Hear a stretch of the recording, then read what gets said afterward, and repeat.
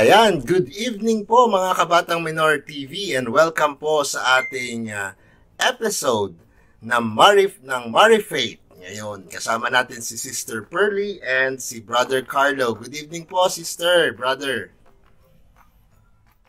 Hi, good evening po. Magandang gabi po mga ka-Marifaith. Kumusta na po? Yun. At nako, napakaganda ng ating kwentuhan ngayong gabi.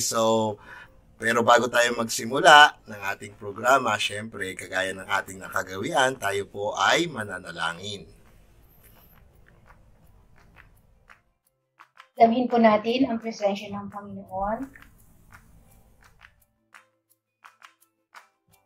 Sa pangalan ng Ama, ng Anak at ng Espiritu Santo. Amen. Mapagmahal naming Ama, maraming salamat po sa mga biyayang patuloy po ninyong ipinagkakaloob sa amin. Sampo na para sa aming mga mahal sa buhay. Maraming salamat po sa biyaya ng buhay, sa aming pamilya, sa presensya ng aming mga mahal sa buhay. Maraming salamat po sa atas na gawain ipinagkakaloob po sa amin, kung saan kami nakikibahagi sa iyong misyon. Panginoon, patuloy niyo po isugo sa amin ng iyong banal na Espiritu. Sa panahon na kami ay mahina, nalalabuan, sa panahon na kami naliligaw, sa panahon na kami ay matigas ang ulo, patuloy niyo pa rin po isugo, upang sa kabila ng aming kahinaan, kami pa rin ay maging instrumento ng iyong presensya na iyong pag-ibig sa aming kapwa. Tulungan niyo po kami na ang bawat sasabihin at gagawain ay maluwalhati ang iyong pangalan. Ang lahat po ng ito ay samod na langin namin. Sa pangalan ni Jesus na nabubuhay at naghahari, kasama ng banal na Espiritu, magpasa walang hanggan. Amen. Amen. Sa ngalan ng Ama, ng Anak at ng Espiritu Santo. Amen. Ayan. Nako, Sister, na-miss ko kayo ha. Tagal-tagal nating hindi nagkita-kita. Napaka-busy. Oo nga po. Pare-parehong busy. Oo. Kami po. Sa Paska, kami po ay busy dahil kami po ay nagkakaroon ng 9 days na pagdarasalang Santo Rosario para sa mapayapa at malinis na halalan. So, nakakawalong araw na po kami bukas ang last day. Yun. At ating ipagdasal na sana ay maging mapayapa at kumbaga ay maging honest ang ating eleksyon dyan sa Pilipinas sa Lunes. Ayun. Brother Carlo, busy rin. Busy rin. Sa opisina, sa simbahan, sa pamilya. Siyempre.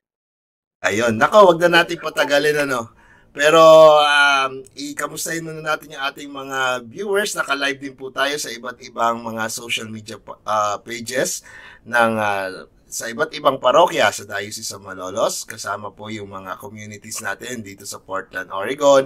At nakashare din tayo sa mga groups sa Milan, Italy.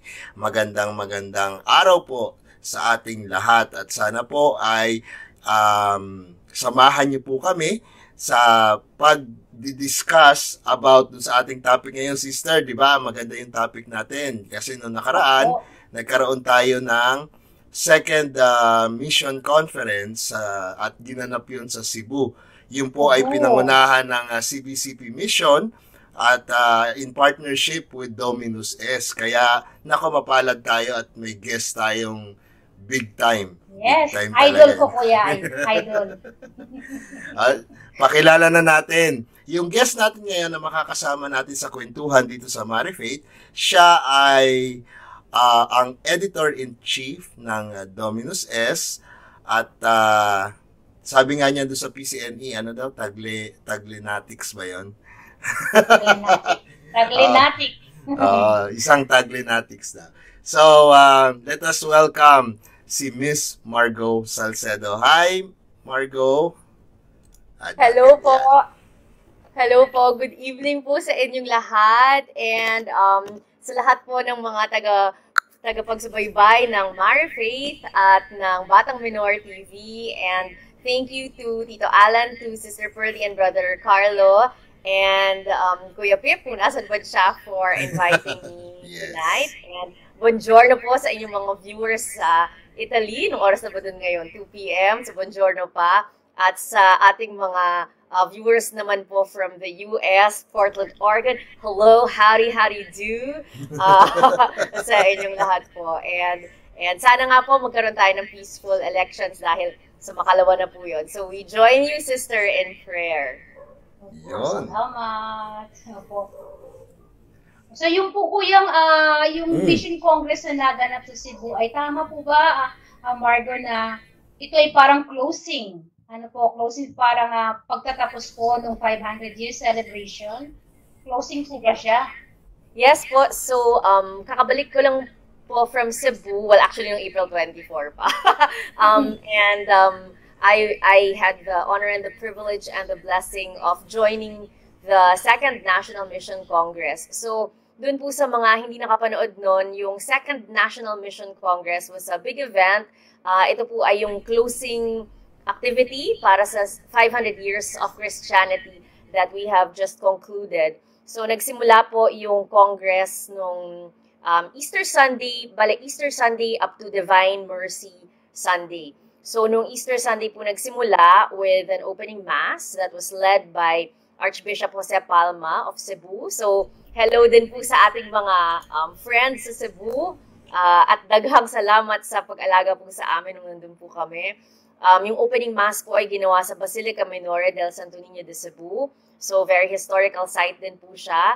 At nandun po sa grounds na yon yung original image ng ating Santo Niño.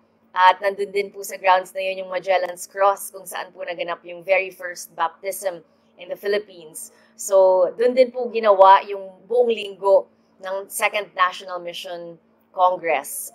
So, yung Congress po was divided into two parts. Yung first part was the International Missiology Symposium. Ito daw po yung mga theories on mission. At yung second part naman po was the National Mission Congress that focused naman po on yung pastoral. So, yung mga testimonies po mismo ng mga nag-mission talaga sa iba't ibang mga bansa. At yung mga speakers din po of our dear pastors, at alam niyo naman tayong mga Taglanatic, nagsalita po si Cardinal Tagle, at nagsalita din po si Bishop Ambo David. At for a historical background naman po on our 500 years of Christianity, speaker din po natin si Professor Danilo Herona. So siya po yung nagbigay ng historical background ng ating 500 years. At nagkaroon naman po ng closing mass for 500 years of Christianity that was held at the Cebu Metropolitan Cathedral. At ang ganda-ganda po ng misa, ito po ay presided by Bishop Pablo Virgilio David, Bishop Ambo, who is our CBCP president. Lumipad po siya doon at kasama po niya ang ating papal nuncio. So, napakabait po naman ng ating bagong papal nuncio dahil nandun po siya nung opening ng 500 years na ginawa last year. Nagkaroon po sila ng parang baptism ng maraming mga bata doon. Tapos nag-attend din po siya ng closing. So second time po niyang magpunta sa Cebu. At nandun din po, of course, yung chairman ng CBCP Episcopal Commission on Mission, si Bishop Socrates Misiona. At marami pa rin pong ibang mga bishop from other dioceses all over the country. So ito po ay naganap April 17 to 24. But I also want to share dun sa inyong mga viewers na bagamat nagkaroon na po ng closing ceremony, ang ating minamahal na Pope Francis ay ginrant po na binigyan tayo ng extension para dun sa holy doors ng ating mga cathedral. So tuloy ang ating bisita sa iba't ibang mga historical churches na binigyan ng title na Jubilee Church at mayroon pong mga holy door ito. So ngayong alert level 1 na lang tayo at sana ay pwede na talaga tayong makalabas. Please, mag-travel na po tayo at mag-plenary indulgence sa iba't ibang mga simbahan sa iba't ibang dako ng bansa. Lalo na sa Bulacan. So, yes po. So, yun po. So, tuloy ang ligaya. Pero, nag-closing ceremony na po ng 500 years. last April 24. Yun po. Okay po. So, naalangan akong tawagin ka. Nahiya akong tawagin ka lang no Margo eh. Margo po. Yes.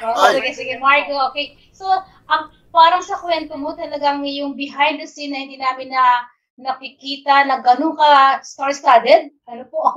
Sabihin, ganun yung ang daming taong involved talaga sa gawain na to. Na hindi lang promoting yung topic, kundi they themselves, di ba? Yung talagang sila mismo, yung instrument, yung taong kumikilos para sa ganitong napakagandang adhikain ng simbahan. So, nagkaroon kayo ng halos 1 week, di po ba, na celebration na mga symposium. Kukunin natin ngayon dito ng 1 hour. Plus. 1 hour plus. Ano po. So, pero sister, bago muna yan, sister, dumating na yung ating pinakahihintay, si Pip. Hi, Brother Pip! Kuya Pip! Nahihintay naman, grabe. Thank you po. Sorry po, na-late ako, Sister Pearly, Kuya Carlo, and Miss Margo, good evening po. At syempre, sa mga nanonood ng Batang Minor TV, good evening po sa inyong lahat. Yan. Welcome, Kuya. At least naka-blue ka, sinamahan mo ako. Bala ko mag-pink eh. Para may partner po si Miss Margo. Ito po ay official shirt ng National Mission Congress. Hindi po yata nakita sa ano. So, ayan po yung shirt. Kaya pa siya sinuot na National Mission Congress. Yan po. Okay. Wala ba extra yan? Wala ba extra? So, baka, sabi niya, baka naman meron. Okay po, Miss Margo, pwede niyo po bang i-share sa amin yung napakagandang mensahe po noong Congress na to, yung redirecting na hindi lang to intergentes, kumbaga hindi lang ito talagang adjentes na talagang yun sa iba't ibang bansa, kundi yung mensahe po ni Father Bevans na baka nasa tabi-tabi mo lang. Ano. So ano yung redirecting na sinasabi po dito sa Congress na ito? Wow, okay. So every speaker po ay mayroong iba't ibang topics nila for related to mission. So, ang pinag-uusapan po ngayon ni Sister Pearly ay ang talk po ni Father Stephen Bevans. So, for those po who are not familiar with Father Stephen Bevans, dun po sa mga gusto manood ng talk niya, mahanap niyo po ito dun sa Facebook page ng CBCP Episcopal Commission on Mission or sa YouTube page ng CBCP Episcopal Commission on Mission. Yung topic po ng talk niya ay New Directions of Missio Ad Gentes in the Changing Mission Frontiers of Our Time. Parang, how heavy! Yan. Pero, na-breakdown naman po niya and ang ganda po nung kanyang talk. So, I think one of the aspects of his talk na pinag-uusapan po ni Sister Pearly was when he emphasized, kasi tinanong po siya, nag-start siya dun sa ano ba ang Missio Ad Gentes, kasi yung talk po niya is New Directions of Missio Ad Gentes. At nagkataon din naman po na ang pinaka-theme ng ating 500 years of Christianity, kasi every year po, the 9 years po bago yung pinaka 500 years celebration, pinaghandaan po natin yung 500 year celebration. So every year may theme. So merong Year of Mission, may Year of Mercy, may Year of etc. etc. And then yung pinaka-final year was the year of Missio Ad Gentes. So, kaya yan po yung naging topic ng talk ni Father Stephen Bevans, who is a Divine Word missionary.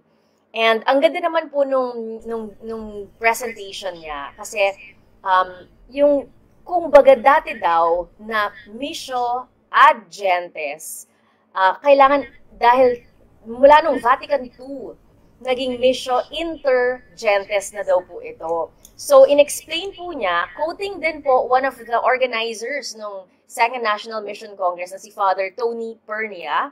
I'll share more about him later. Medyo bongga siya, pero Pilipino po siya. Si Father Tony Pernia, in-explain na dati po daw kasi one way, di ba? So, nung dumating dito sa Pilipinas, si Magellan, si Legazpi, yung si Father Valderrama, nung unang pagdating po nila dito si Legazpi kasi was years later. Ang kanilang objective ay as evangelizers, one way. So parang sila yung may kilala kay Christ and then i-share nila sa atin and mako-convert ang mga natives to meron na tayong gift, di ba? That's why now we are gifted to give kasi they gave us the gift of our faith. So dati daw po, mission to the nations. So parang sila from Spain to dun sa iba't ibang mga lugar na na conquest nila, na pinuntahan po nila para ma-discover at ma-convert at mabigyan ng gift of faith.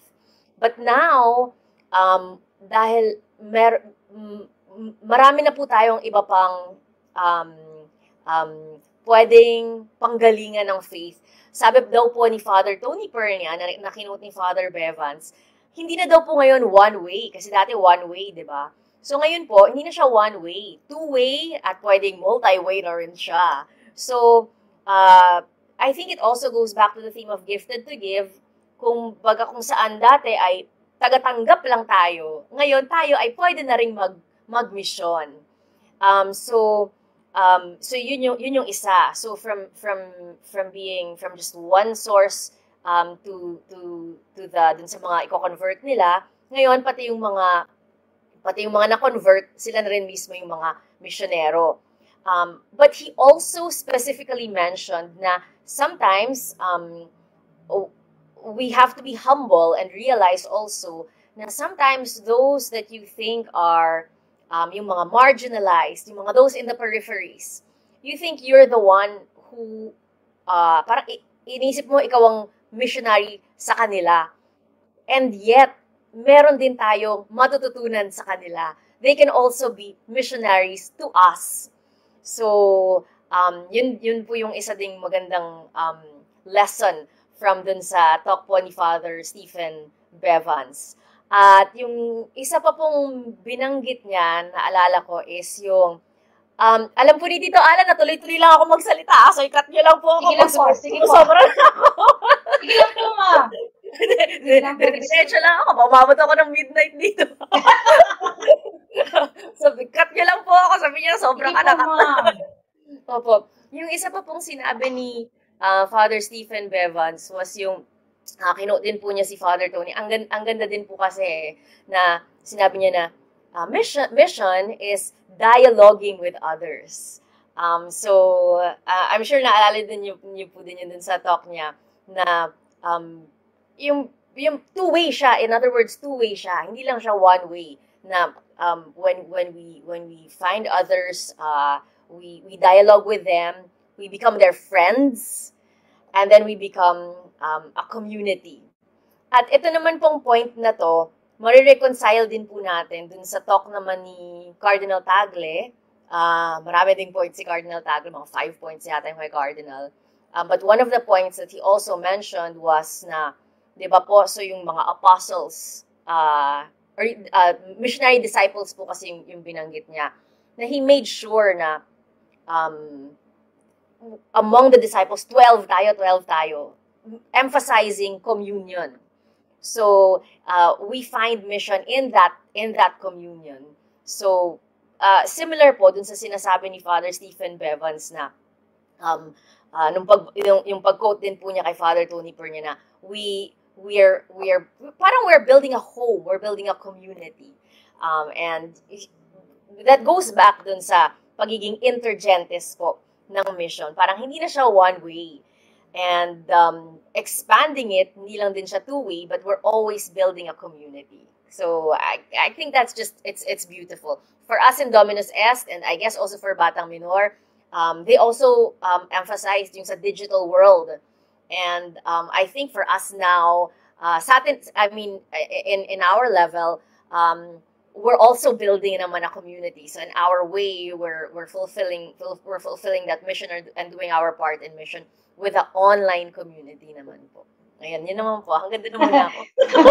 Pero totoo po yun, ma'am, na talaga kapag ikaw, once na evangelize ka, talaga nag-sink in sa'yo, kahit hindi mo naisin, talagang mag-shine ka eh. Yung sinasabi ni Father Wang ng bandang huli na, kapag na-enlightened ka na, i-throw ka man, idaling ka man sa dilim, mag-shine at mag-shine ka eh. So in that way, kung minsan, yung experience natin na nag-mission tayo sa pamamaraang hindi rin natin akalain na nag-mission tayo. At yun po yung tapanawagan sa atin na hindi lang yung mga may pangalang misyonero ang talagang pupunta hahayo para pangaral, okay, mag-share, kundi tayo din mismo. Totoo yun, kahit sa mga katikista, sinasabi ko po, si Brother Romy, isang katikista po natin na nag-retire ng maaga sa talagang matatag na kumpanya.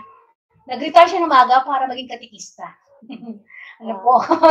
At the age of 55, nag-retire siya. Pero habang ang mundo niya ang mundo niya ay yun lang kanyang trabaho. Pero nung nag-resign siya, sabi ko, hindi ba masarap? Sabi, Sister, sulit. Kasi sa mga bata, marami tayong matututunan na hindi natin mababasa sa libro. So, yun yung sinasabi mo kanina na mission. Pero, kumbaga, sila Kuya Alan, baka meron po kayo ibabahagi na, ano ba, kayo, sa atin po ba, kayo po bilang mga laiko, ano po ba yung mission na nakikita po ninyo na bilang mga laiko ay pwede nating magawa sa pinakasimple at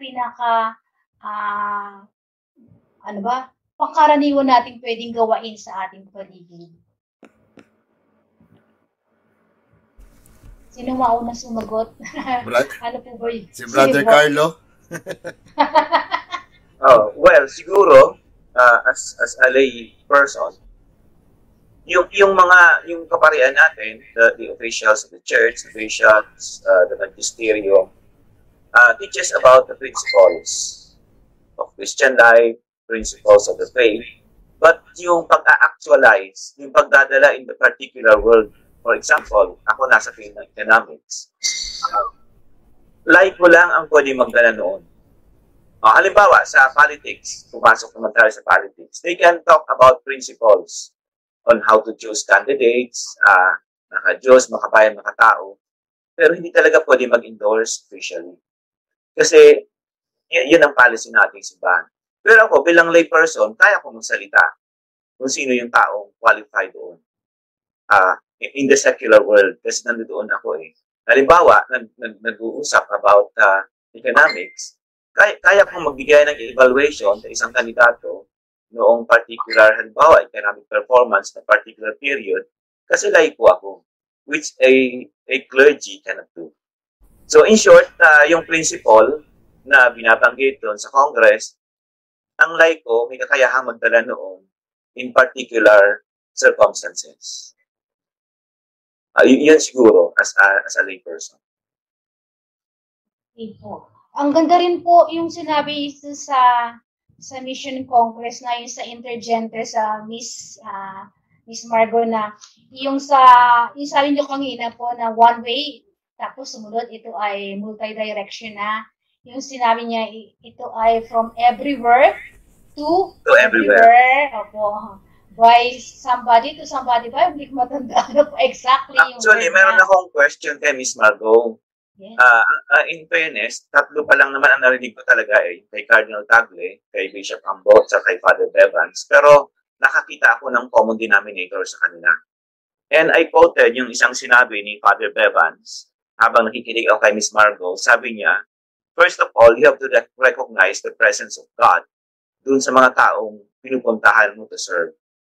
So, yun ang medyo mahirap Kasi, like, I know you are familiar siguro with Father Mateo Ricci, Miss Margo, yung Jesuit missionary in China, na yung mission niya, parang nakita ko doon as Father Bevans lecture, dialogue, yung culture ng China, tsaka yung Christianity, nagkaroon siya ng real dialogue. In fact, ang term ni Father Bevans, prophetic dialogue, but it ended up to accusation of heresy. Kasi, di ba yung Chinese, revered so much their forefathers to the point na they worship them. Para kay Father Mateo Ricci, this is veneration of the saints. So parang real dialogue yung veneration of the saints ng Catholics, doon naman sa ancestral worship ng China, parang nagkaroon siya ng ginawa niyang dialogue, pero hindi nagustuhan ng official authorities of the church. What can you say about that? What is the limit of the dialogue?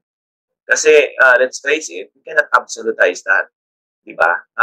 Yes, there's a dialogue, but up to what extent ka pupunta doon sa dialogue? Ano yung take mo sa ganun? So there were two things po that they also emphasized dun sa National Mission Congress. One was enculturation. So when you go to a different place, hindi daw po pwede na pupunta ka doon with your preconceived notions and your biases of their culture, but you have to view it from their point of view, from their perspective, and really be one with their culture and immerse yourself so that you understand where they're coming from their perspective. It was also emphasized na you have to approach it with humility, parang to see them na hindi lang ikaw yung tama, but to also be able to truly understand kung ano yung perspective nila. And only by really listening to them would you be able to really have a true, genuine dialogue with them. And then, kasi all over the world, it's not just nationalities, but also ethnic minorities. Dun po sa talk ni Cardinal, di ba, meron nga po siyang isang kinwento tungkol dun sa bishop na pinatay. Dun sa isang... Binaril sa paa. Binaril sa paa. Tapos po, yun pala yung bumaril po sa kanya was also from the diocese. Kayo isang administrator. No po, opo. Pero ito daw po ay dahil sa ethnic conflict. So, may mga ganun pong mga nuances in different cultures na kailangan po nating maintindihan. And dun po sa isang talk, kasi aside from the talks, nagkaroon din po sila ng ng round table discussions with missionaries who actually lived in Kenya, in Latin America, etc., etc. Nag-share sila ng mga experiences nila. And one of their sharings nga was parang hindi ka pwedeng pumunta dun sa isang lugar na nandun yung mga bias mo. Kailangan maging parang kailangan i-inculturate mo talaga yung sarili mo dun sa para maintindihan mo kung saan talaga sila nanggagaling. So, I guess yun yung isang, it's a grace also of missionaries to have that kind of yung humility and your ability to communicate with them in their language. Di ba po? Tapos si Father Stephen Bevans naman, and also, I think all of them, also brought it back to the theme now of the church, which is yung synodality. Na we have to accompany each other, and one big part of synodality is listening.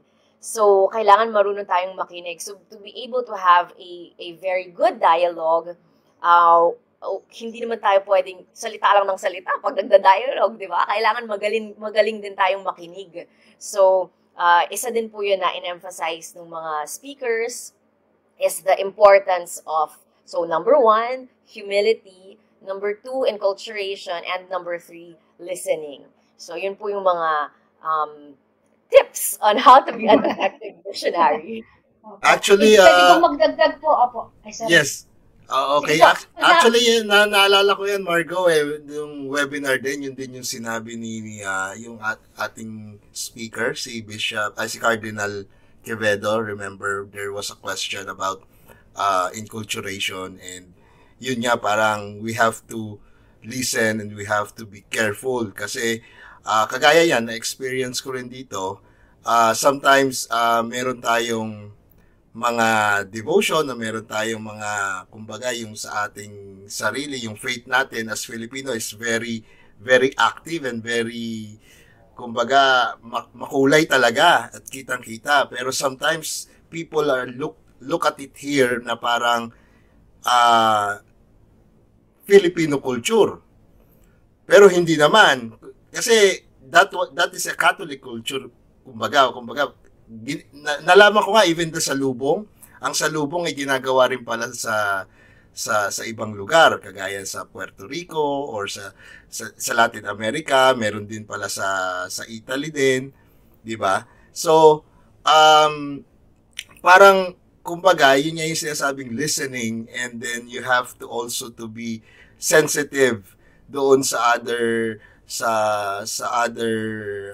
Catholics na iba yung naging kultura nila kagaya dito sa US.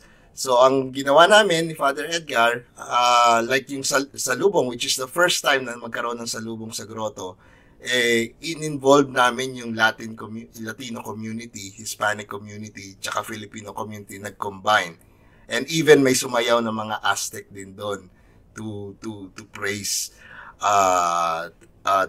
yung Blessed Virgin Mary and the risen Christ, which is very beautiful. So pwede pala yon, Brother Carlo, Sister Pearly, Margo, ano, yung kumbaga parang nag-meet tayo ng Hispanic community, nag-combine because we have the same kumbaga halos pareho rin kasi tayo ng way of expressing our faith especially ng mga Mexican. So talagang sila rin nagtumulong sila mag-decorate ng bulaklak, dinecorate nila yung karo. And very very very very beautiful yung nangyari. Isa din po yan dun sa mga points na binigay nila, yung our differences, yung ethnicity, or our differences can be a resource for growth. So, yun po yung concrete example po yung kay Tito Alan, na kung hindi yung dahil magkaiba tayo, hindi na pwede. Hindi, gamitin natin yung ating uniqueness as a source for our growth. Yung sinabi ni Cardinal Tagle, I think, Ms. Margo, yung diversity shouldn't be an occasion for division, but an occasion for enrichment, something like that. Correct. Opo, correct. Parang ano lang po yan, Kuya Carlo. Parang, di ba, may potluck. Pag yung pag-mission is parang potluck, halimbawa sa isang lugar, magtatagpo-tagpo kayo. Di ba? Potluck, may kanya-kanyang dala. Pagpasok sa bahay, ito po, ano ko lang po sa isip ko habang nagsasalita kayo. Yung enculturation, yung dialogue, yung sa mission is pagdalo sa isang kainan na potluck. So, pagpunta mo dun sa kainan na yun, pag-akyat mo sa tahanan, tatanggalin mo yung tsinelas mo. Diba? Tatanggalin mo yung tsinelas mo, iiwan mo sa labas. At ikaw, yung sarili mo lang, danduron, tsaka yung dala mo. So, yung dala mo, yun yung sayong kultura, pananampalataya, paniniwala, mayroon din silang dala. Tapos, i-explore natin kung ano yung dala nila, titikman, and we appreciate. And then, may kwentuhan along, diba, habang kumakain. At doon lumalalim, nagkakakilanlan.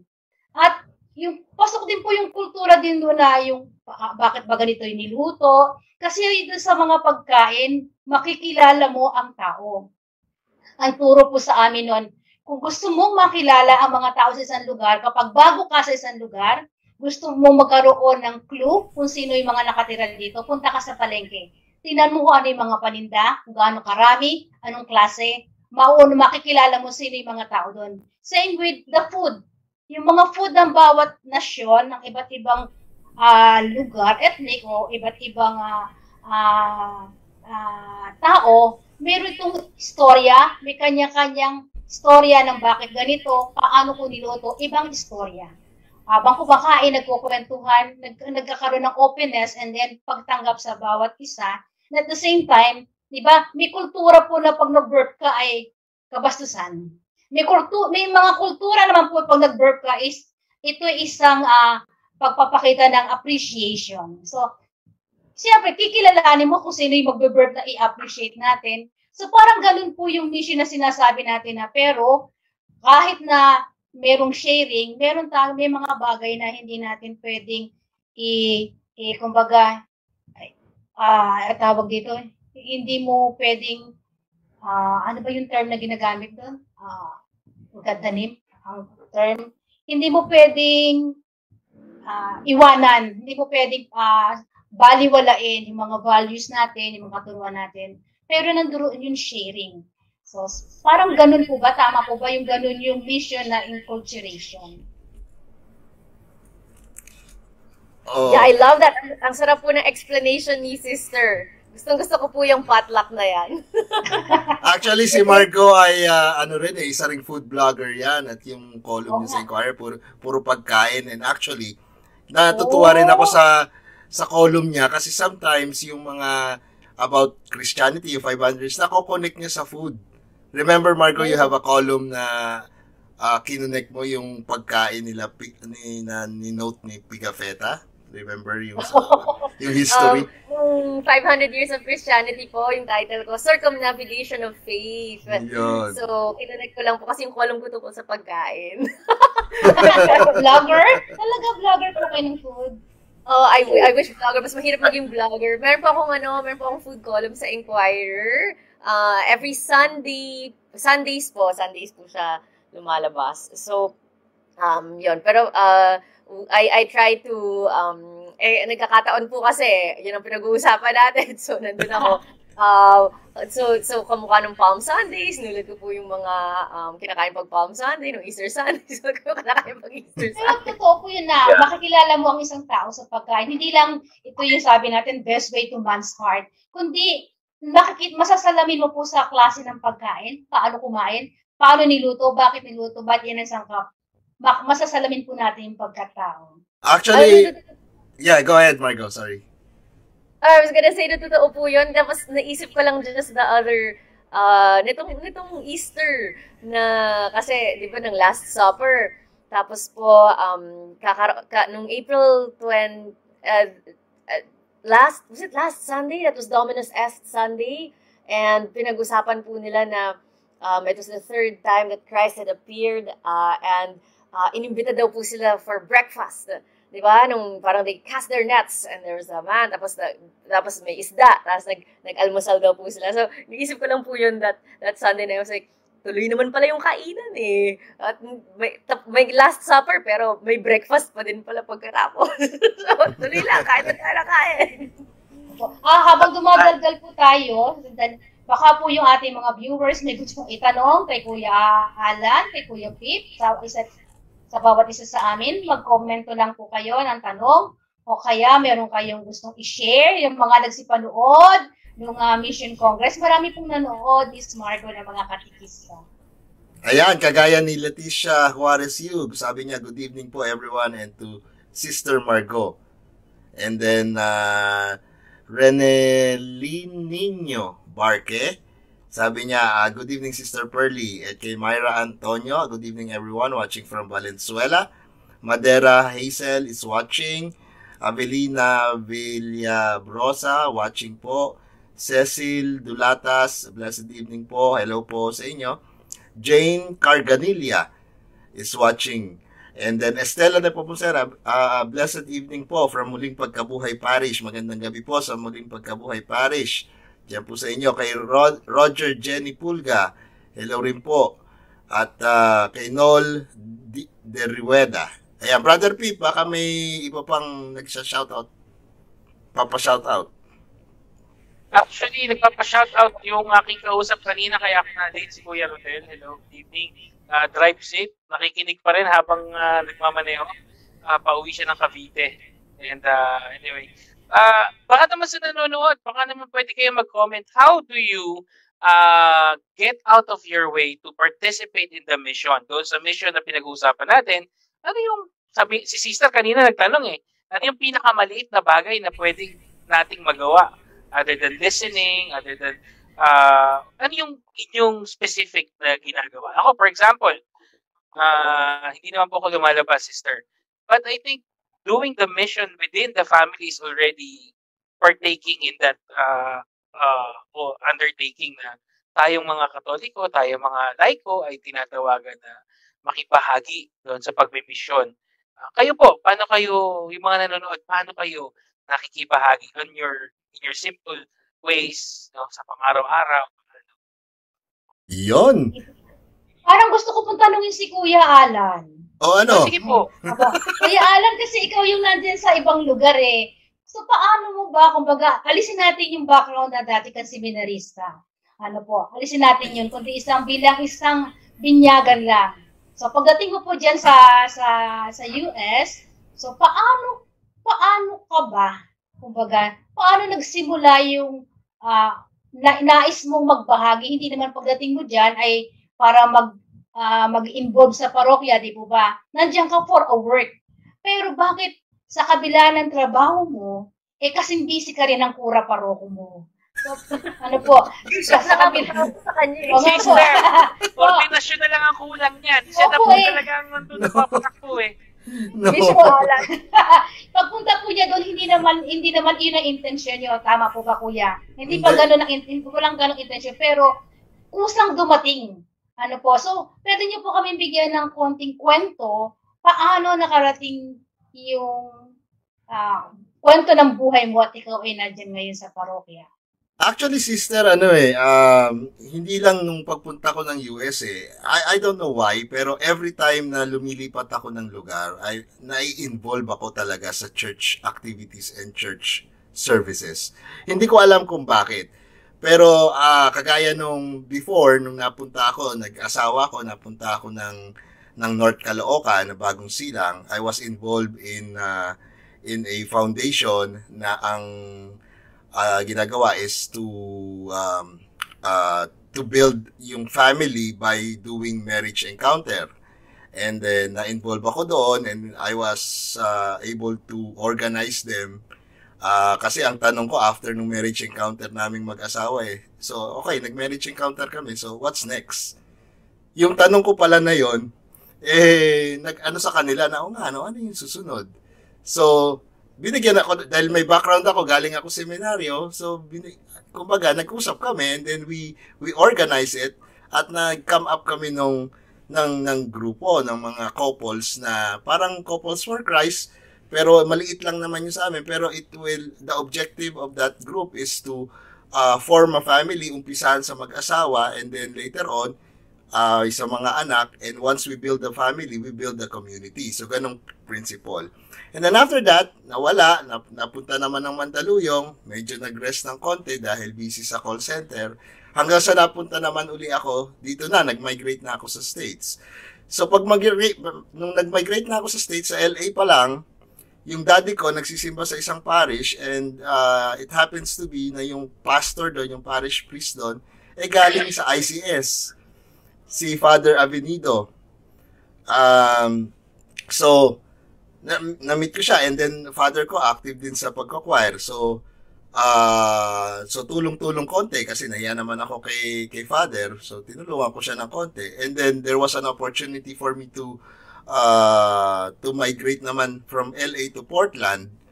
And I found this place, yung grotto, na sabi nila, beautiful. So, tinignan ko, naglakad-lakad ako doon, and then I met Father Mar, which is the Filipino friar that time. And then sabi ko kay Father Mar, pwede ba magsakristan dito? Sabi niya, papakilala kita dun sa sa friar, sa mga kasama niya. So, pinakilala ako kay Father Eugene, kay Father Don, ayun. Nag-serve ako. And then, after nung pag-serve ko, syempre, may mga a little difference sa pag-serve, especially sa pagsasakristan. May difference. Hindi naman ganun kalaki, pero iba yung culture nila dito.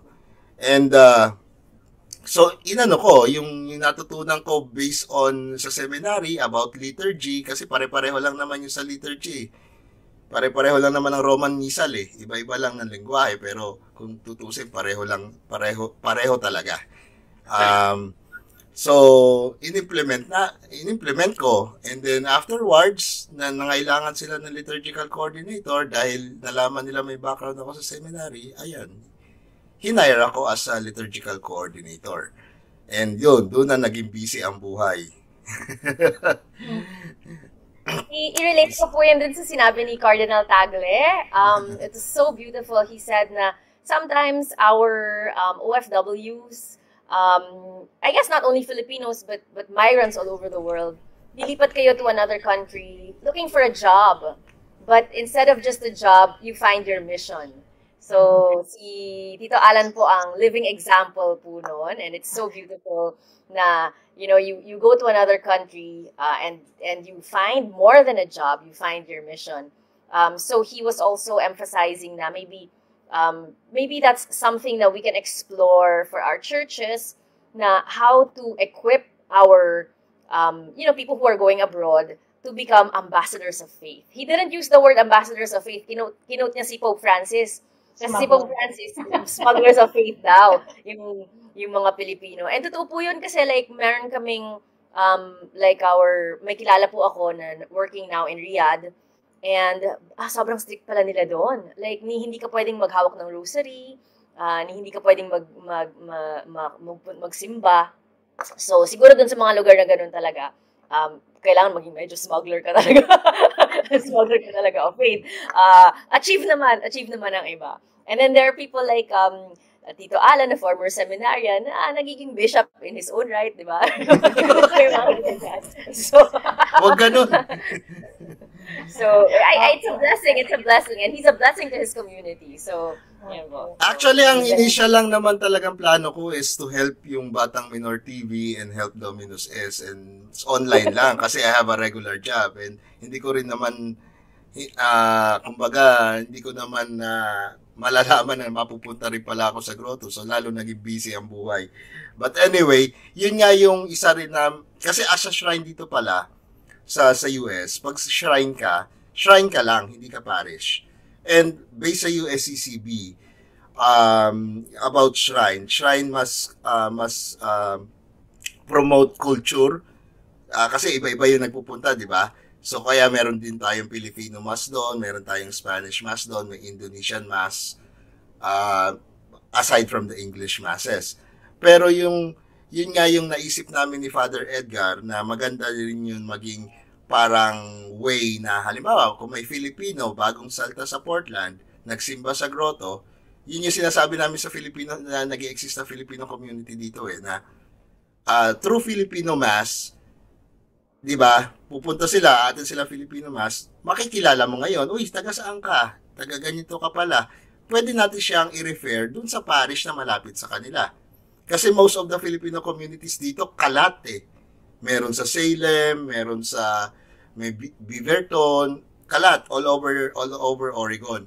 So, kaya yun yung sabi namin na baka pwedeng tulungan nyo kami, i-host nyo yung Filipino Mass dito, and then later on, makikita mo may mga Filipino, pwede natin i-encourage na maging active sa mga parokya.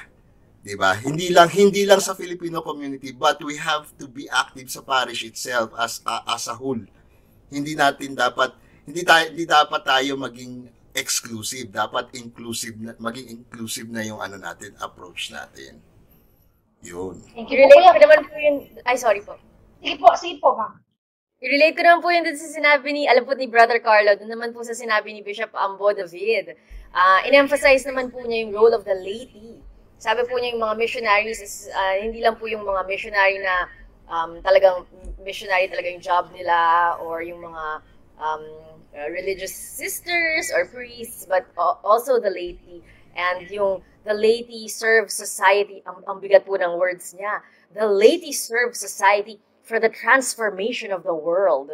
So, importante daw po may role daw po tayo. And yung ating mission, siguro po ay relate dun sa pagsabi ni Brother Carlo tungkol dun sa being involved in, for example, yung ngayon, yung may elections tayo sa Monday, ganyan. All of us have to embody it. And ang role naman natin in mission is for the transformation of the world. Nax. Okay, so kailangan each of us, kasi di ba bumalik din po siya dun sa sinasabi na baptized and sent. Lahat tayo, every baptized person is sent on mission. Yeah. So, role din tayo. Amen. Si Kuya Pip gusto ko din po marinig yung kwento na paano ka naging smugglers of faith. Sa business, kasi po pareho po ng business yung dalawa Si Kuya Pip at si Kuya Carlo, pareho po sila ng mundo. So paano ba kayo nagiging smugglers of faith sa inyong mundong ginagalawan? Smuggler talaga. Yes. Bali, sa akin, sister, right now, nag-start lang po siya ulit nung magkaroon ng Batang Minor TV. Yung pag-smuggler of faith. Because that before, sabi ko, sawa na ako magsimba. Ayoko na magsimba. 9 na taon na ako, araw-araw nagsisimba sa loob ng seminaryo. Tinigil ko, sister. As in, tinigil ko mga Batang Minor TV ang pagsisimba. And then, halos hindi na rin. Kahit yung mga days of obligation, Christmas, New Year, kung magyaya na lang yung wife ko, tsaka lang But, nakaramdam ako, sister, ng drought, dryness. Tapos, sabi ko, nung nagsisimba-simba pa ako, may mga magaganda pa ang transaction ko sa negosyo, sa hanap buhay. But then again, kiniliti ako ni Lord. Parang rock bottom na naman. Parang ayoko na mag-rock bottom ulit. No? Parang, pero sister, merong isang pangyayari sa akin na sa akala ko yun na, kahit hindi ako nagsisimba, yun na. Solve na yung problema ko. Talagang weekly, mga 6 digits, ganun. Diba? Weekly, 6 digits. Sabi ko, parang eto na. Kaya lang, walang meaning. There was no meaning. Hindi ka masatisfy. Hindi ka makontento. Hindi ako makontento. And then, I get back with, I made a reflection. Nung nagbabatang Minor TV, up until now, yun na yung aking palaging pagsimula ng araw. Lagi ko sinasabi yung quotation ni St. Augustine. My heart is restless until it rests in you. So, lagi ko na lang yun. Yun ang aking naging parang mantra. Araw-araw tuwing gigising. Araw-araw, kahit magtatrabaho. My heart is restless until it rests in you. And then, sabi ko, paano yan? Boom na naman. Nakakapagtayo kami ni Alan ng maliit na hanap buhay na naka-base pa nga sa Oregon yung trabaho, tapos ako na dito sa Pilipinas nagtatrabaho. Medyo gumaganda. And one of the signs na sinasabi ni Alan na tinanggap ko na gumaganda yung sitwasyon ko is, ano ba yan, Pip? Ang dami ko namang kontratang pinipirmahan. Isang linggo, 3 kontrata pinapipirmahan mo. So sabi ko, it's really, now everything has a meaning for me. When I started to go back in pagsisimba, go back in this True Batang Minor TV, tapos sister, doon napapasok yung pagiging smuggler of faith. Itong nakaraang linggo, guilty ako because I miss my chance to share doon sa Bulay-Buhay. Because ako po ay nagkasakit din Si Kuya Alan kasi nanghawa Nilagnat si Kuya Alan, nilagnat din ako. At na-miss ko. Yung 2 araw lang, sister, na yon, nung na-miss ko yung aking pag-share, hindi ako mapakali. Sabi ko parang talagang gusto ko na yung ginagawa ko. And besides that, sister, pagka ako nag-hire ngayon ng mga tao na aking kasama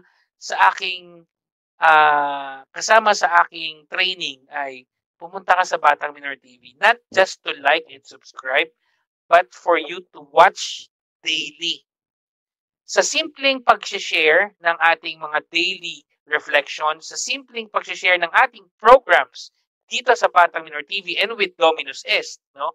Kaya huwag kayong magsawa, kayong mga nanonood. You are becoming cyber smugglers of faith. Ayan, dumadami na. Cyber smugglers of faith, no? Nagiging cyber missionaries or virtual missionaries din kayo sa simpleng pag-share nitong program na to.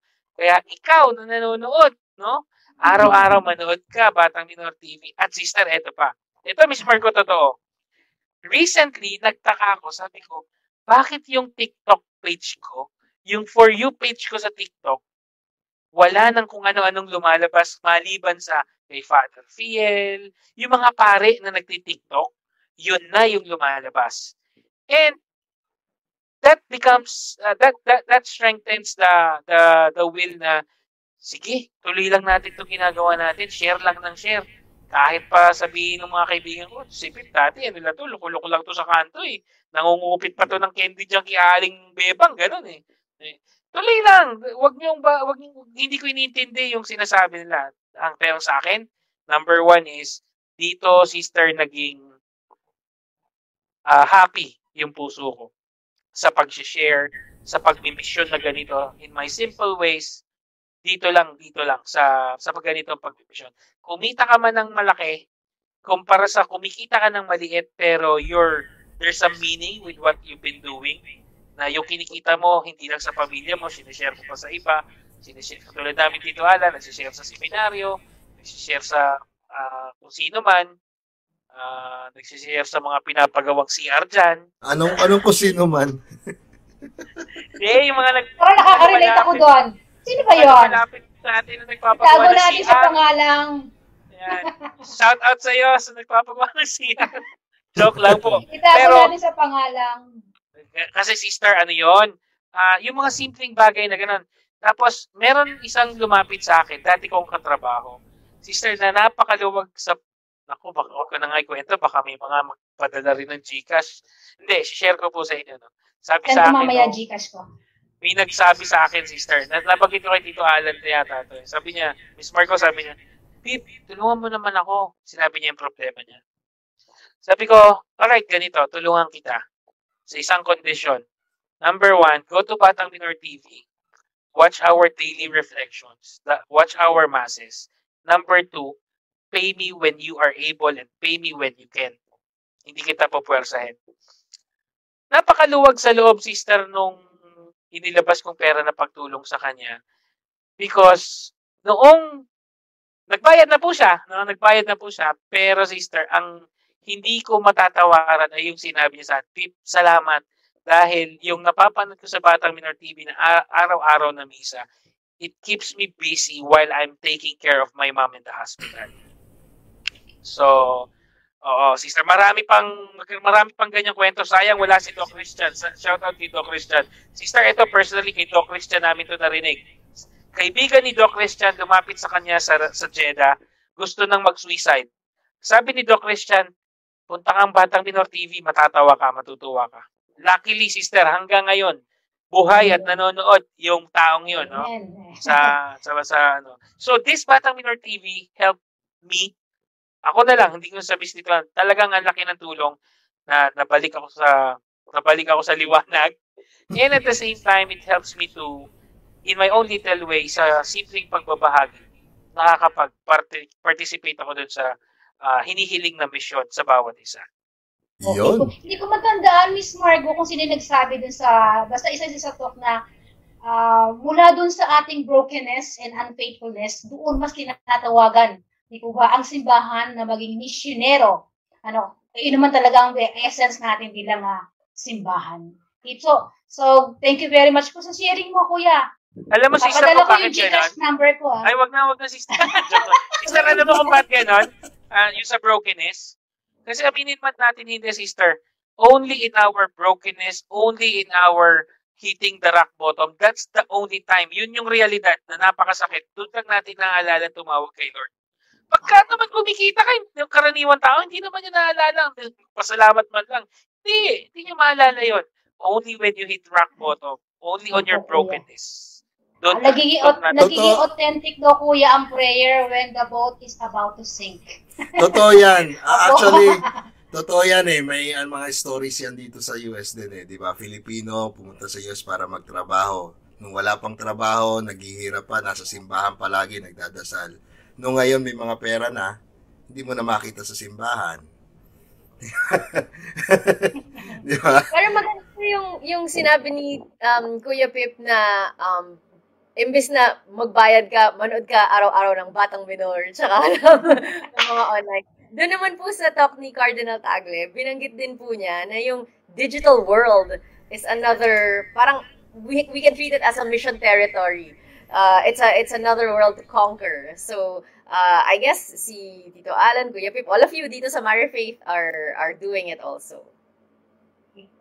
Thank you. Si Kuya Carlo, ikaw, ito po, kumbaga, ang daming opportunity. Ilan po ay may titong pare, may pinsang pare, pinagpapari po yan, pero hindi po siya nagpare, pero yung misyon, katumbas ng ginagawa din ng pare, although di natin matutumbasan po yun. Paano ka nagiging smuggler? Ng faith? Smuggler of faith. Bilang laiko and in the business world, laiko na nasa business world, ang mission ko is to bring the word of God in the world of business. But there is a temptation. The temptation is, I will do that by, kunyari, example, magbabasa ng Bible before the regular meeting, mag-i-invite ng pare to to celebrate the Eucharist during anniversary ng kumpanya. Yan yung mga temptation na hindi man temptation. It's a good thing to do that, those things. But there's more than that. Bilang smuggler of faith in the world of business. More than praying the rosary during lunchtime is applying the Christian principles in making business decisions. For example, naging problema ng lahat ng kumpanya yung crisis na ito yung business humina.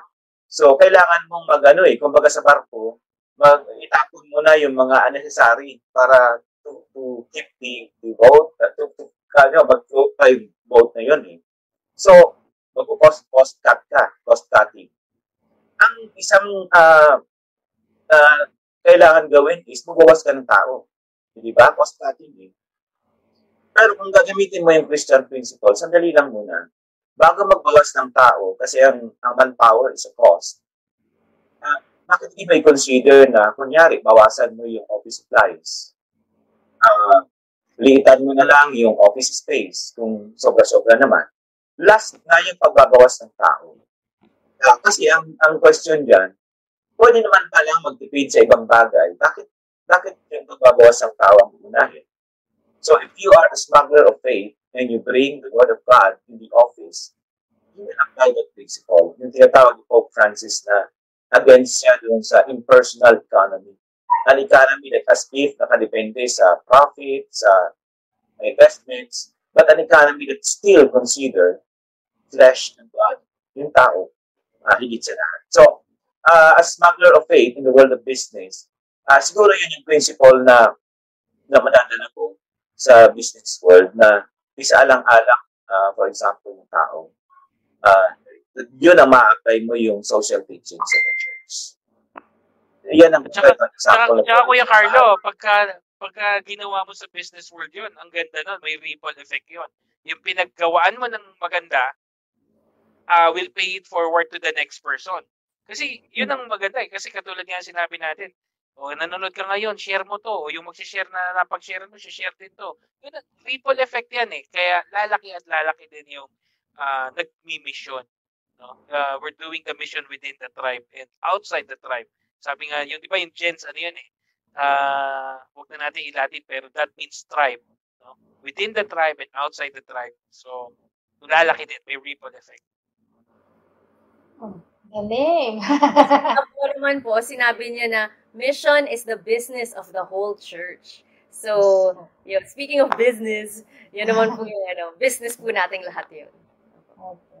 Actually, kami, isang conference kami. Kasi we are part of our business is in selling real estate. Doon kami.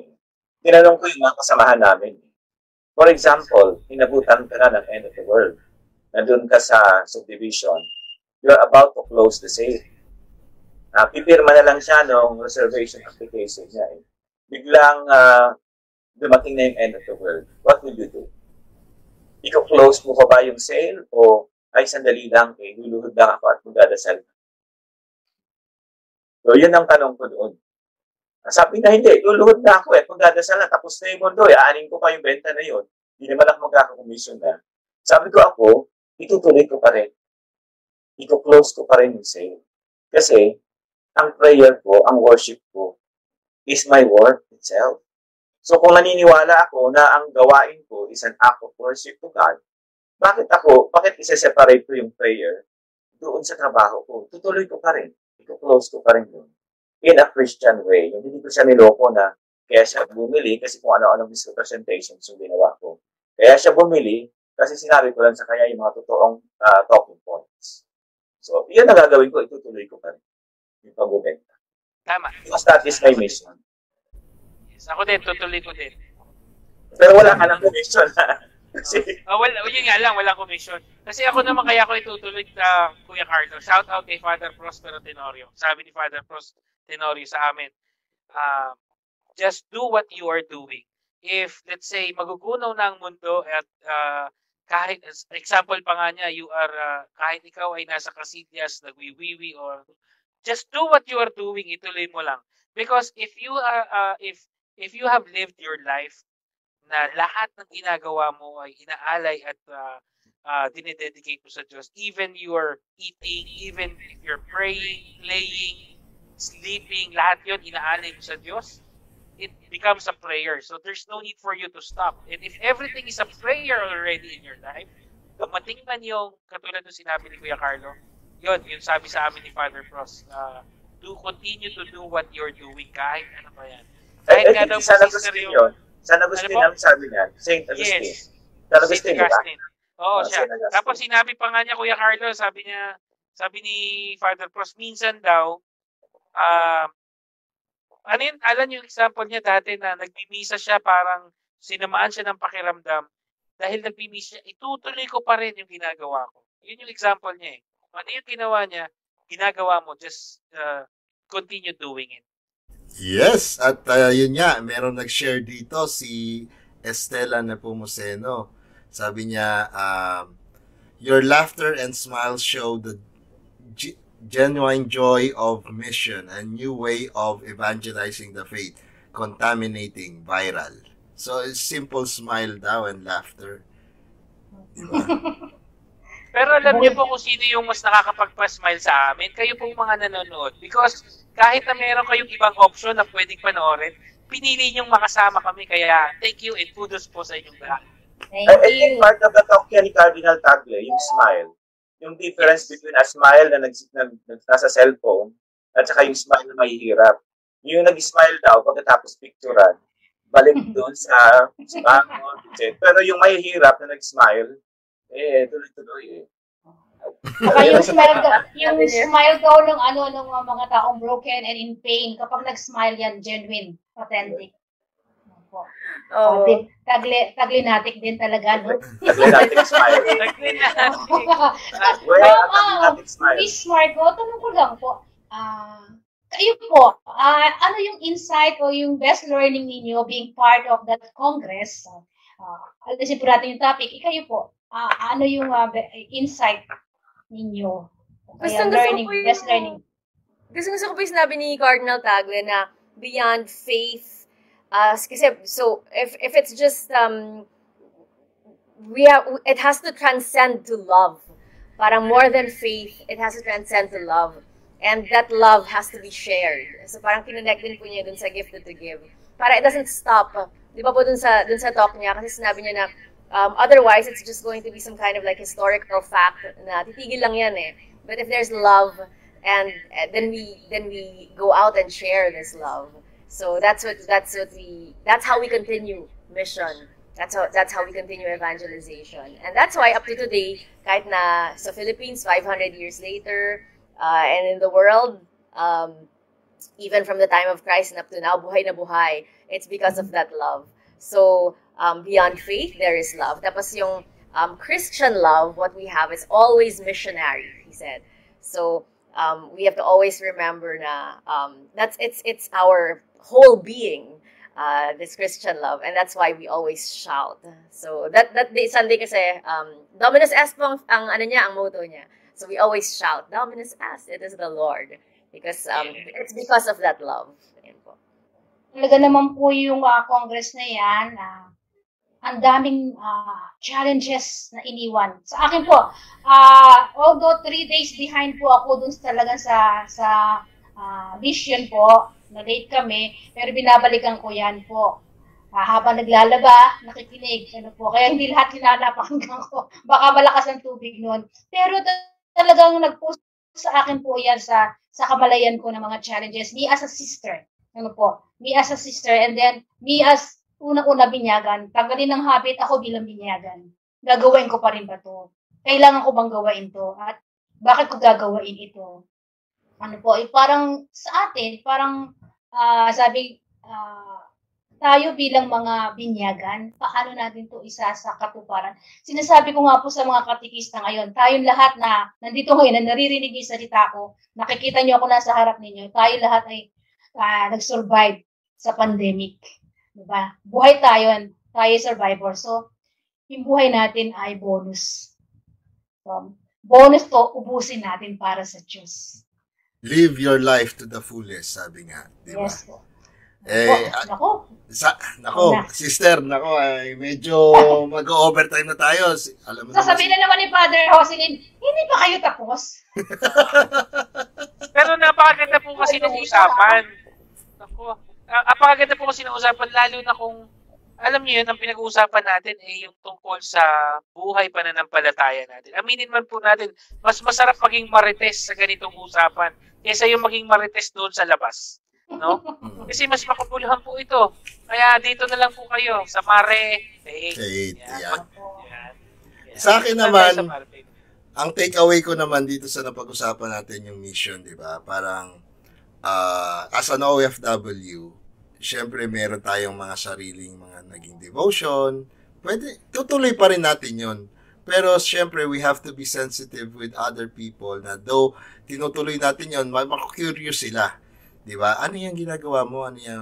And then that's the time that you can kind of tell them na this is how I worship or this is how I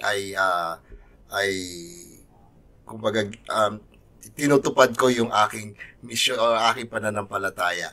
But basically yung naging natutunan ko as an OFW dito sa United States, marami talaga ang kumbaga yung true presence ni Christ sa Eucharist, yun yung pinaka-importante na evangelization kasi marami na converts dito ay kaya nag-convert because nakita nila yung true presence ni Christ sa sacrament ng Eucharist. And yun yung actually na pag-usapan namin ni Father Edgar, yun yung i-promote natin. Yun yung aside from that we also need to promote sacrament of reconciliation because yun nga yung kumbaga inahatak natin as a shrine. We have to evangelize, we have to tell the people that the sacrament of the Eucharist is Christ is listening to us, Christ is there, is with us. Diba? Yung nabuhay na Kristo ay nasa atin at tinatanggap natin bilang katawan at dugo. And then for the penance is for us to repent. And, para pagka nag-repent na tayo, we are ready to take the body and blood of Christ. Trivia lang, alam nyo ba, yung mga Hispanic, if they feel na may guilt pa rin sila sa dibdib nila, they will not take the communion. Religiously, ginagawa nila yon. Pipila sila pero ang papagawa lang nila sa pare is to bless them. Nakaganon lang sila tapos i-bless lang sila ng pare. Ganun ang ginagawa nila dito. Kaya yung mga Hispanic na pagka yung ramdam nila na hindi sila karapat dapat tumanggap ng katawan ni Kristo, magaganon lang sila. To participate is magaganon lang sila, i-bless sila ng pare or ng lay minister. Yun, napakaganda ng, may trivia pa si Tito Alan para sa atin. Pero yun naman pong magpa-bless sa pare. Anytime pwede ka naman magpa-bless. If that is Tito Alan's takeaway, sa akin po ang takeaway ko, iwan ko naman sa inyo, is, nagawa na ng Diyos, nagawa na ni Kristo yung mission niya para sa atin. He gave us salvation. It's up to us how we would accept the salvation. Now, the question is, ano naman yung kaya natin i-give up para sa Kanya? Kaya ba natin i-give up yung time to talk to other persons? Kaya ba natin i-give up yung time to talk to the people in the laylayan of the society? Kaya ba natin lumabas ng bahay para mag-Bible sharing, mag-Bible study, o makipag-usap man lang doon sa mga taong nangangailangan ng pakikinig? Yun lang po, minimum requirement lang hinihingi natin ng Diyos, hindi mag-alay ng buhay katulad niya. Minimum requirement of listening and sharing God's love. Yun po yung mission na kailangan nating tutin. So, Sister Pearly, Ms. Margo and Kuya Carlo, baka meron kayong mga announcements before we end the program kasi alam ko po medyo it's a Saturday at lumalalim ang gabi sa atin sa Pilipinas. Kay Tito Alan, magsisimula pa lang ang araw. So, Sister Pearly, any activities coming soon sa RCM or sa diocese?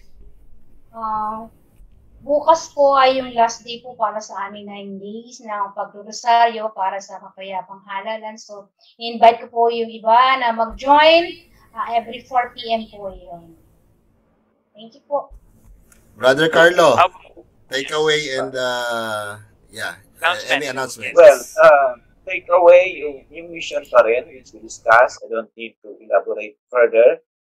Gusto ko lang siguro magbahagi ng isang sharing na yung dalawang tulog na lang, election na. Ang tingin ko sa election, sa pagboboto, is not only a legal or civic legal obligation, but it's an obligation of a Christian. Using the mindset of faith, sana yun ang maiwan the mindset of faith in voting. Not just yung basihan na kung ano-anong pinagbabasihan, kundi the mindset of faith. Because that is the mission. Our mission is to elect capable, God-fearing leaders. Yun lang siguro. Yes. Amen. Alright, amen. Thank you, Kuya Carlo, for the reminder. And lastly, our guest for tonight, Miss Margo, ano po ang inyong takeaway and baka may announcement from Dominus S or from Cardinal Tagle? Baka pwede niyong i-chismis sa amin. Go ahead. Of course, first of all, I want to say thank you. Maraming salamat po sa Mare Faith. Thank you po, Sister Pearly, Tito Alan, Kuya Pip, Brother Carlo, for inviting me tonight. It's an honor to be here. At sa lahat po ng mga tagapakinig at followers po ninyo, thank you po for joining. It was so nice to talk about yung National Mission Congress ulit. Ang laki po ng impact to me personally, to have been with all of them there. I-share ko po kung sino yung mga kasama natin doon. Of course, the chairman of the CBCP Episcopal Commission on Mission was Bishop Socrates Missiona. Siya po ang apostolic vicar ng Puerto Princesa. Pero kasama din po siya ni Cardinal Tagle sa Congregation for the Propagation of the Faith. Yun po yung congregation ni Cardinal Tagle sa Rome. Kasali din po siya doon. Si Monsignor Esteban Bonglo, Executive Secretary ng CBCP Mission. At yung mga genius na kasama po natin, si Father Tony Pernia, yung kinote po ni Father Stephen Bevans, SVD po siya, but hindi ko alam, ang tahitahimik po niya, siya po pala ay naging Superior General ng SVD, meaning around the world, parang siya po yung pinaka-Father General nila for 2 terms, mula 2000 hanggang 2012. So, and siya din po yung nag-coin pala ng term na gifted to give. Sa kanya po pala nanggaling yun. So, yun po si Father Tony Pernia. At kasama din po namin si Father Andrew Recepcion. Siya naman po yung spiritual director ng Pontificio Collegio Filipino at teacher po siya ng missiology dun sa Pontifical Gregorian University sa Rome. So, mga bigating mga missiologists po sila. Ang dami nating natutunan. Pero syempre, ang takeaway po natin doon, kaming mga lay, ay lahat po pala tayo baptized and sent. At lahat po tayo may role. At katulad po din sa sinabi ni Brother Carlo, dahil ang pinakamalaking announcement po natin ay ang eleksyon sa Lunes. Siguro po ang masasabi ko nila ngayon bago tayo mag-end is kahit na wala pong Catholic endorsement, meron pong Catholic vote. At tayong lahat po yon. Each one of us, dahil lahat po tayo ay may role, sabi ni Bishop Ambo David sa kanyang talk, lahat po tayo ay may mabigat na role in transforming the world. Yan po ang ating mission. So, yan po ang ating tandaan. At sinabi na po ni Cardinal Tagle, we have to always remember the beauty of belonging to Christ. So, siguro po as we embody Christ in our lives, lalabas din po yan sa ating boto sa Monday. Mag-reflect po yan kung sino po tayo. So, thank you po sa inyong lahat and may we always remember na we are baptized and sent and gifted to give. Awesome. Ayun, no? Thank you, no, Miss Margo, sa yung mensahe. At also, I would like to take this opportunity. Happy Mother's Day sa wife ko. Bukas na pala yun. At kay Happy Mother's Day. Agnes. Happy Mother's Day, Tisha. Yes. Carmelita. Catechist. Yan, no? Yeah, happy Mother's Day din sa wife ko na nandyan sa Pilipinas, tsaka sa mami ko na nasa LA. Ayan. Mother Cecil, Happy Mother's Day. Yes. At yung mga nans natin, sila Sister Pearly, mga nanay natin. Si Mother Cecil. Sila Mother Mother Cecil. Cecil, Sa Happy Mother Mother's Noemi. Day. Yan. Lahat ng ating... Ako, Tito Alan, Sister Pearly siguro. Sister Pearly, isang lambing na lang. Baka naman pwede mo kaming samahan sa isang final prayer para sa pagtatapos ng ating palabas ngayong gabi. Sige po. Sa ngalan ng Ama, ng Anak at ng Espiritu Santo. Amen. Mapagmahal namin Ama, maraming salamat po sa isang oras na talakayan. Salamat sa inspirasyon. Salamat sa pagbabahagi. Panginoon, tulungan niyo po kami na after nitong show na to ay maging buhay na Biblia kami sa aming kapwa. Tulungan niyo po kami na maisabuhay namin ang lahat ng aming mga sinabi. Mahirap, pero walang imposible sa inyo. Tulungan niyo po kami sa aming kahinaan upang kami ay maging daluyan ng iyong kabutihan at pag-ibig. Ang lahat po ng ito ay samot-dalangin namin sa pangalan ni Jesus na nabubuhay at nagahari kasama ng Banal na Espiritu, magpasa walang hanggan. Amen. Amen. Mahal na Birhen ng Guadalupe, Ipanalangin mo kami. sa ngalan ng Ama, ng Anak at ng Espiritu Santo. Amen. Thank you. And we wish everyone a happy Mother's Day at happy weekend.